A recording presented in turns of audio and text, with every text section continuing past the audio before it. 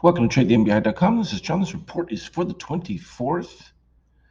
Well, we had that yellow extreme I was talking about that would most likely need to get filled at least to the midpoint, and or in this particular case, they took it a bit further, all the way filling it. Not surprising, because when we look at our 50K a little bit later, you'll see it fills the last positive extreme of all of this breakout scenario.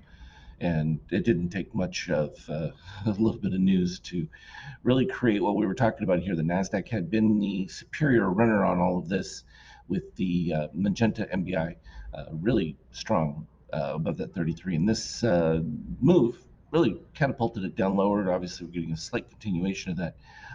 Still pretty weak from a short activity standpoint, so this was literally just some profit taking.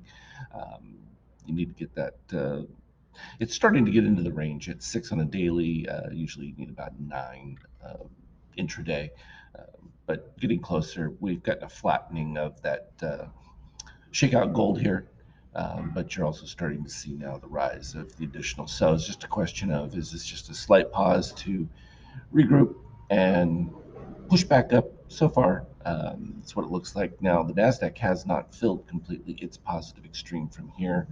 That would take it down to the 13.6 range. So still holding up quite well.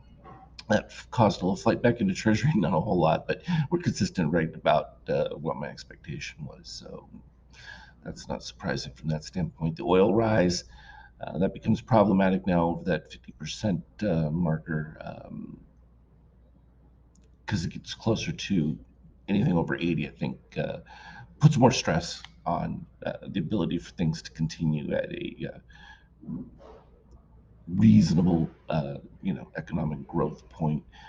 Obviously, the lower, the more growth you get. The question is, how much do they really want? I think keeping it in a modest tone is really their desired impact, just to keep things chugging along, but uneven to the point where there's a lot of uncertainty. And in that uncertainty, it's great for the market because it allows them to really create counter moves, and it really becomes perfect from a trading standpoint. Zero activity from a euro.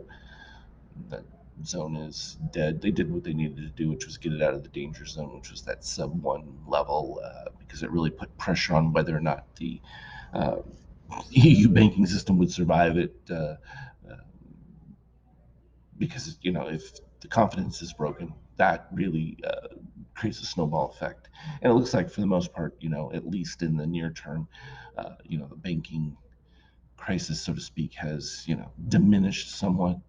From a gold standpoint, nothing to really drive any super push. And the same thing in cryptos. You're just sort of like in a holding pattern at this particular stage until something breaks as far as newsworthy that would justify having to move assets out of the market, particularly as it continues to make highs. Here's what I was talking about from the 50K. So this right here was our last. I was going to mention it yesterday too, because it was poignant when we were talking about filling the other positive extremes from the move up, and how healthy that is, because it takes away the pressure. You can see in the post market here, they filled it pretty close to right on the money, and as soon as that was filled, popping right back up again. So there's a dynamic there that we see repeated on a constant basis, and that's why we mark where those take place, because they become significant. And it was just enough to shake out any of the weak hands, and those that didn't, collect soon enough, obviously pay the price. What do they say? Pigs get slaughtered.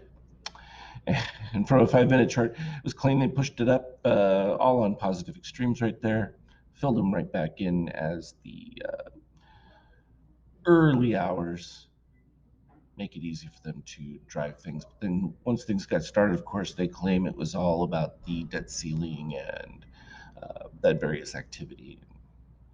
At the end of the day, the U.S. is not going to default, so it's just an exercise in power plays until it gets resolved. But by the midpoint, at the end, we were up, and then they kind of just held it there. And then this post market filled in those positive extremes, and again got right back to these same algos that had been posted from before. So we're still playing in the same ranges.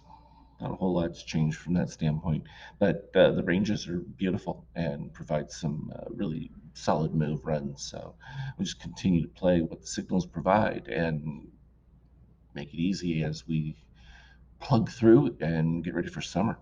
Should be an exciting one because I think that's when a lot of the clarity of where the economy is going and that I think is going to have to resolve itself. You can only hide data for a certain amount of time before, unless you just continue to make crazy adjustments, which they have been doing.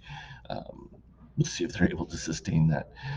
The reality is, we start to see it uh, in real economic numbers, and that's all we have to look for. So for now, as I've been saying, things have been chugging along. They're in a dangerous spot, but danger is not critical, and certainly created a beautiful counter trade to trap a lot of shorts who just assumed that everything was going to hell in a handbasket. As always, though, I'll continue to update you on relevant details. Trade well. We'll talk again later.